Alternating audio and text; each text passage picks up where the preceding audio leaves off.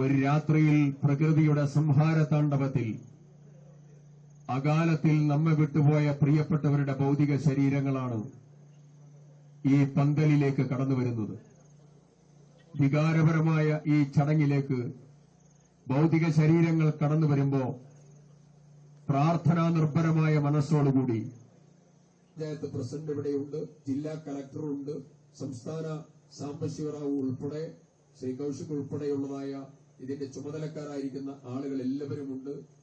അവരെല്ലാവരുടെയും സാന്നിധ്യത്തിൽ ഇതിന്റെ അവസാന ആദരം അർപ്പിക്കുന്ന പ്രവർത്തനങ്ങൾ നമ്മൾ നടത്തുകയാണ്.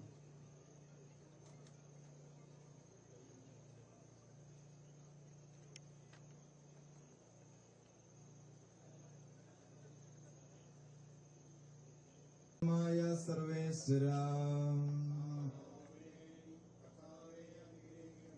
കാരുണ്യവാനും മനുഷ്യവംശത്തിന്റെ രക്ഷകനുമായ ദൈവമേ, അഭേദ്യമായ നിന്റെ കൽപ്പനയനുസരിച്ച് മരണം വഴി ലോകത്തിന് വേർപിരിഞ്ഞു പോയ ഞങ്ങളുടെ ഈ പ്രിയപ്പെട്ട ആത്മാക്കളെ വിശുദ്ധരുടെ സമൂഹത്തിൽ പ്രവേശിപ്പിക്കണമേ.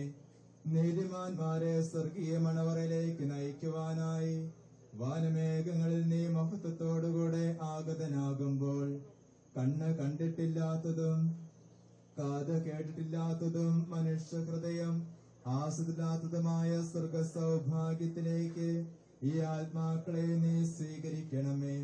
അവിടെ നിന്റെ പരിശുദ്ധരോടുകൂടെ സന്തോഷപൂർവ്വം നിന്നെ പാടിപ്പുകഴ്ത്തുവാൻ വേണ്ടി നിന്റെ അനുഗ്രഹത്തിന്റെ ജലത്താൽ ഈ ആത്മാക്കളുടെ കറകൾ കഴുകി വിശുദ്ധീകരിക്കണമേ. ഇപ്പോഴും എപ്പോഴും എന്നേക്കും.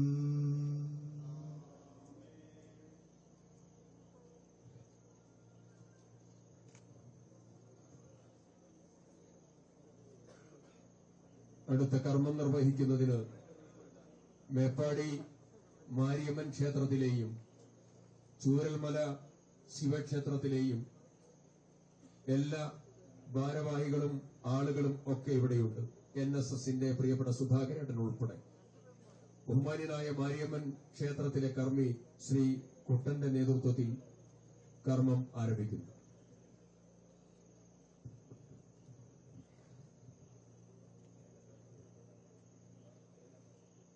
ഓം നമോ ഭഗവതേ വാസുദേവായ. ഓം നമോ ഭഗവതേ നാരായണായ.